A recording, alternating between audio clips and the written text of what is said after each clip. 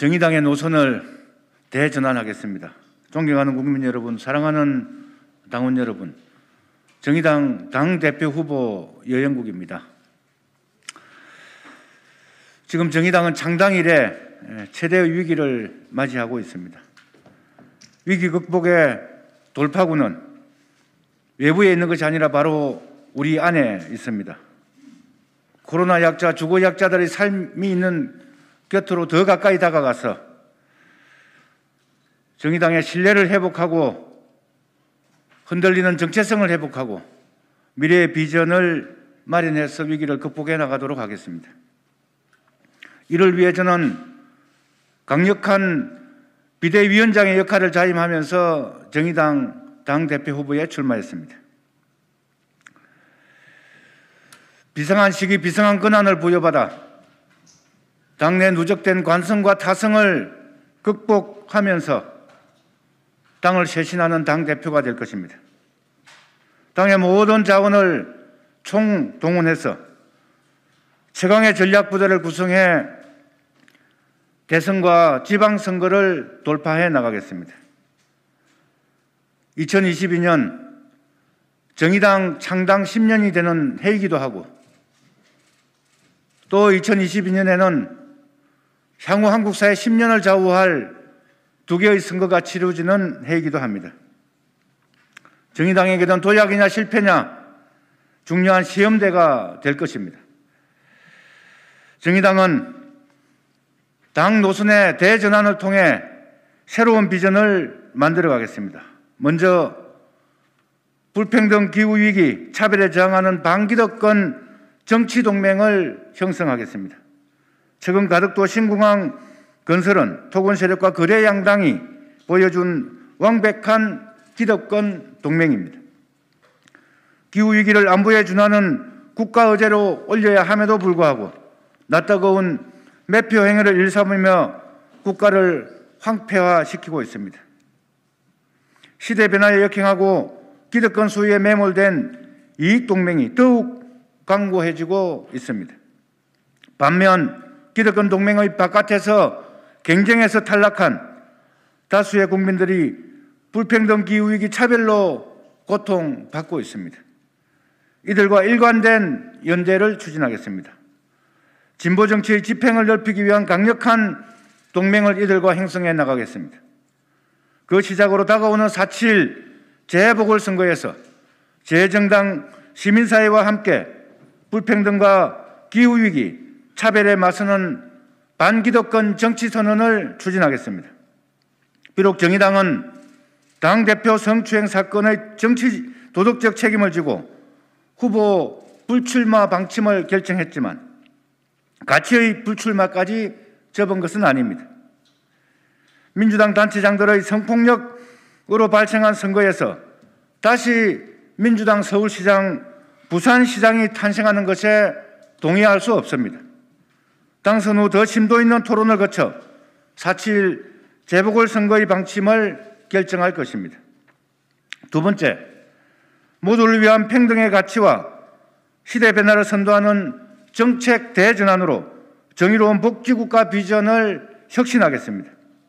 우리는 탈노동 시대에 앞서 불안정 노동 시대를 살아가고 있습니다. 자본과 기업이 일자리를 만들지 않고 전문 기술직 일자리와 단순 서비스형 일자리로 급격하게 양극화되고 있는 구조를 바꿀 대안이 필요합니다. 국가가 최후의 고용주가 돼 일을 원하는 모든 사람들에게 생활임금 수준의 일자리를 지속 보장하는 국가 일자리 보장제를 대안으로 추진하겠습니다. 소득 불평등을 완화하고 구조적인 일자리 감소 위기에 대한 위기를 해소하기 위해 미래소득 보장제인 기본소득제 정책을 수용하고 단계적 도입을 추진하겠습니다. 세습 자본주의로 태행하는 토지, 주택 문제에 대한 보다 본질적인 접근이 필요합니다. 정부의 반복되는 부동산 정책 실패를 방관할 수 없습니다. 그 대안으로 제2의 토지공개점 3법을 추진하겠습니다. 1가구 3주택 이상은 공공수용하고 보유세를 공시지가 1%까지 상향하고 공공택지는 모두 공공이 토지임대부 환매 조건부 방식으로 주택을 보급해서 세습자본주의의 고리를 끊겠습니다. 한국 정치 새판을 짜는 대통령 선거를 추진하겠습니다. 반민주, 반보수 민주대연합의 시대는 이제 끝났습니다. 양당의 기득권 체제를 획파하기 위해 불평등, 기후위기, 차별에 맞서는 반기득권 정치동맹으로 한국 정치의 판을 갈겠습니다. 대표 당선 적시 대선 지방선거 준비단을 꾸려 정의당이 주도하는 과감한 정치 변화에 도전하겠습니다. 이 성과를 바탕으로 지방선거에서 반드시 정의당 지방정부를 탄생시키겠습니다. 네 번째, 지역과 노동을 중심으로 당을 전면 쇄신하겠습니다. 다섯 번째, 최근 현안에 대해서 한 말씀 드리겠습니다. 당면한 신도시 투기 비리 사건에 대한 입장을 말씀드리겠습니다. LH 직원들의 신도시 투기는 개인 일탈이 아니라 구조적 범죄 행위입니다. 정부 합동조사단이 조사에 나서고 국수본 중심으로 합동수사단 구성이 검토되고 있지만 빙산 위로 드러난 비리를 다루는 수준의 조치로는 부족합니다. 검경은 물론 감사원, 국세청, 금융위 등 사정기구와 조사기구가 총망라된 강력한 합동수사단을 구성해 발본 세곤해야 합니다. 조사 범위와 대상과 범위 또한 기발표된 상기 신도시만이 아니라 지금까지 발표 조성된 대규모 공공택지 개발과 신도시 모두에 대해 LH 직원들은 물론이고 미공개 정보에 접근할 수 있는 정관계까지 포함한 폭넓은 조사가 되어야 할 것입니다.